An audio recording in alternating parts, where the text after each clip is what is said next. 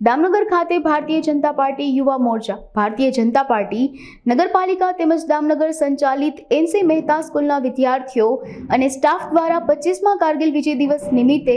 સૈનિકોના સન્માનમાં ભવ્ય મશાલ રેલીનું આયોજન કરવામાં આવ્યું હતું, જે એમસી મહેતા હાઈસ્કૂલથી પ્રસ્થાન થઈ સરદાર ચોક મેઇન બજાર લુહાર શેરી અજમેરા શોપિંગ સેન્ટરના વિસ્તારમાં ફરી સરદાર ચોકમાં સમાપન કરવામાં આવ્યું હતું, જેમાં લાઠી બાબરા દામનગર વિસ્તારના ધારાસભ્ય જનકભાઈ તળાવિયા, નગરપાલિકા પ્રમુખ, ભાજપ શહેર પ્રમુખ, ભાજપ શહેર મંત્રી, ઉપપ્રમુખ, યુવા મોરચાના પ્રમુખ, મહામંત્રી, નારોલા ગામના વેપારીઓ, રત્ન કલાકારો સહિત સમગ્ર ગ્રામજનો ઉપસ્થિત રહ્યા હતા।